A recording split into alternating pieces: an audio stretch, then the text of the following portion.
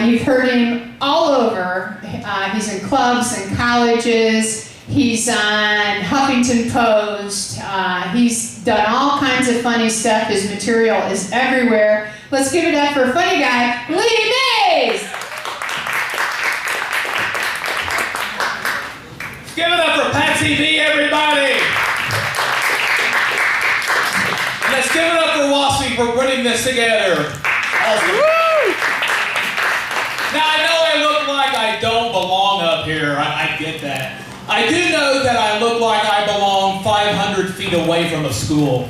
Now, I'm originally from a small town called Ironton, Ohio. You've heard of it. Yes. I like to call Ironton the city that always dozes off, because it's got a heroin problem. Yes. If you don't know where Ironton is, it's on the border where Billy Ray Cyrus should have been aborted. Oh!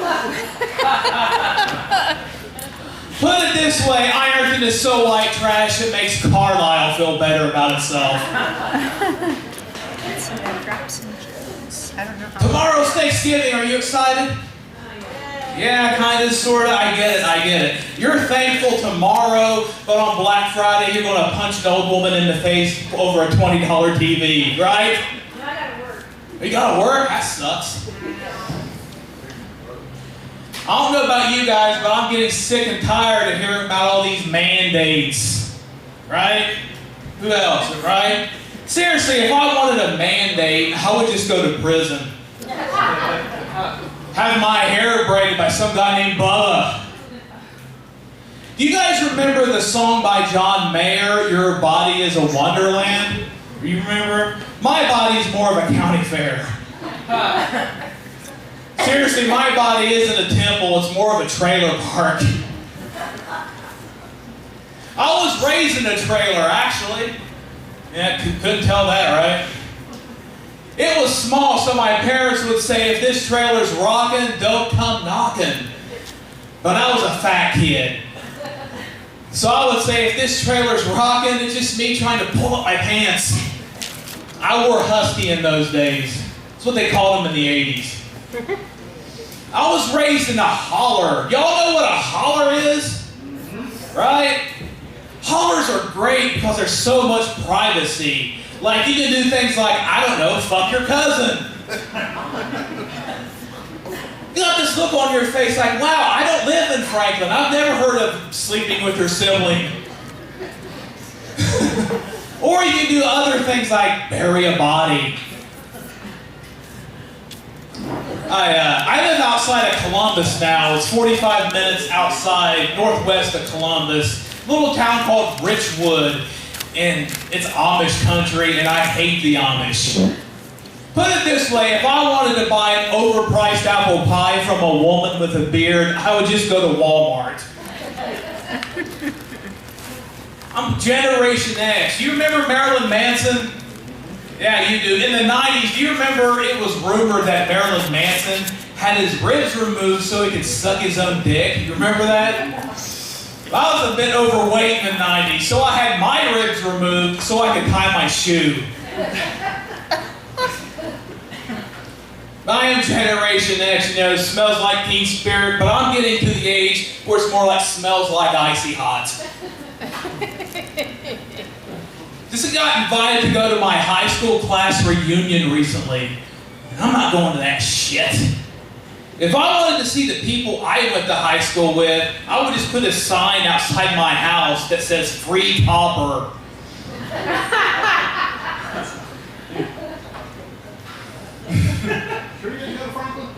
Positive. Although I'm starting to lose my teeth, so the jury's out. Anyway, I come from a family of alcoholics, so that clues you in. Come from a family of alcoholics. And what I learned from that is coffee is better than beer. Because you can drink a lot of coffee and not wake up next to a skank. And that's how I met my ex-wife. I started my midlife crisis kind of early. At the age of 40, I got my first tattoo. which is cheaper than dating a college girl, and less cheaper, well, more cheaper than buying a Corvette. All you girls in your 20s, I don't know if anyone's in here. No. We're dealing with a more elderly crowd now. Hey, I work in healthcare. I might have to change your diaper sooner or later. All these girls in their 20s, they all want a sugar daddy. Look at me. Do I look like someone's sugar daddy? You do. Well, it's her sugar daddy. All right.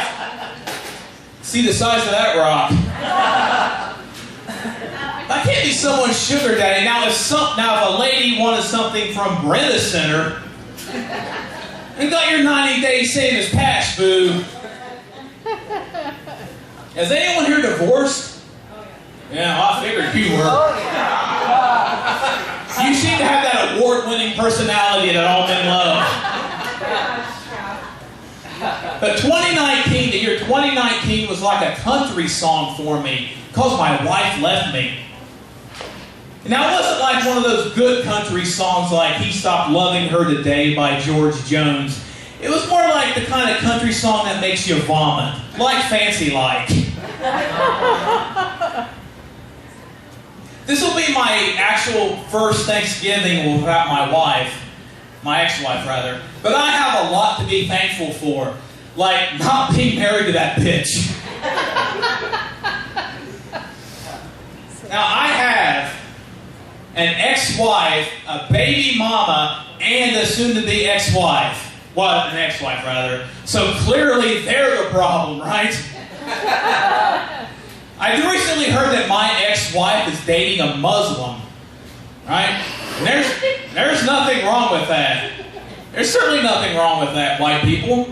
But I don't think it's going to work out. I really don't think it's going to work out. Because Muslims aren't supposed to eat pigs.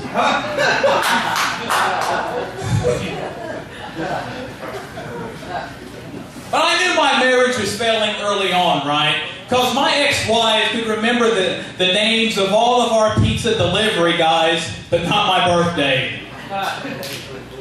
And my wife actually left me for a guy that's unemployed and doesn't really have a lot going on for himself. And I was like, well, if you wanted a guy like that, you just should have stayed with me. I ain't got nothing going on. But I know some of you ladies here probably look at me like, there's no way he could have had that many women. I get it. That's why I look like Vin Diesel if he had type 2 diabetes. I mean, I also exercise like I have sex. I get out of breath in a couple of minutes.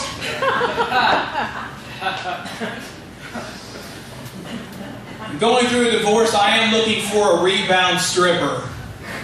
And not those kind that you find at Cheeks up the road. Well, Google lied to me then. Oh, no, you missed the one they just tore down. Just down. Oh, well, tell us all about it, Mr. Expert. We know what he's doing at 3 o'clock in the morning. You better check your man.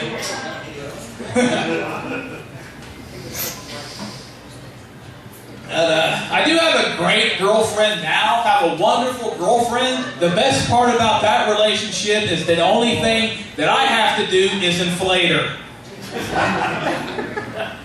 My girlfriend does this weird thing where she pencils in her eyebrows. You do that shit? Yeah. Right? I think it's weird. If she can pencil in her eyebrows, I can stuff a Sharpie down my pants to make my dick look bigger. My girlfriend's into this weird public displays of affection thing.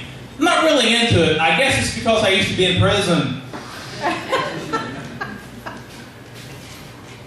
But I had a bad day kind of come here to the venue, right?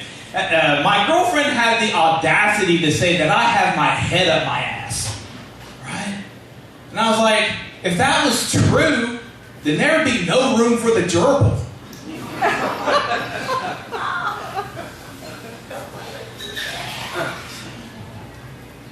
Let's stick with the Christian comedy, shall we, Franklin? My mom used to say, God is everywhere. Do you guys believe that? God is everywhere. You know what's actually everywhere? Dollar General.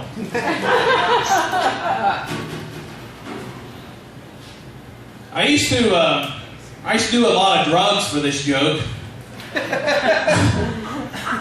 I did magic mushrooms before I went to Sunday school one day. And not only did I talk to God and Jesus, but I talked to a blue giraffe named Greg. And Greg said, if you think this religion is stupid, wait until you hear about Scientology. And then I got sued by Tom Cruise. I love performing everywhere. I love performing especially in gay bars. I'm not gay personally, but the porn that I watch is. It's girl on girl, it's the same thing, it counts. Makes me an ally. I'll tell you what, I've watched so much porn that I've become desensitized to how much the government fucks us. Any fans of pro wrestling here?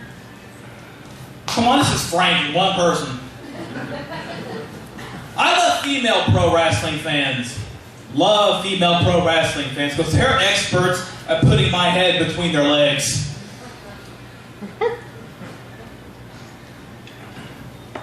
Kind of a progressive type of person, at least I'd like to think so. My son recently came out to me as transgender.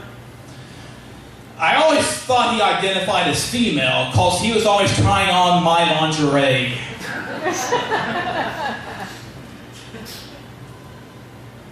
I recently became a pastor for this joke. Did the Gene Simmons sure give it away? Recently became a pastor, but no one told me how long to hold a baby underwater to baptize it. Oh, the baby's fine.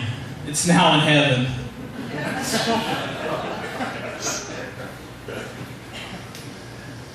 I recently just got Me Too'd. You know, Me Too'd? Ugh.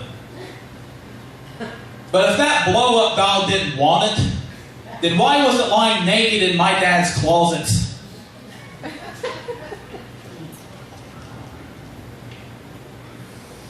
My dad wasn't very affectionate growing up. Had a kind of one of those type of childhoods, you know.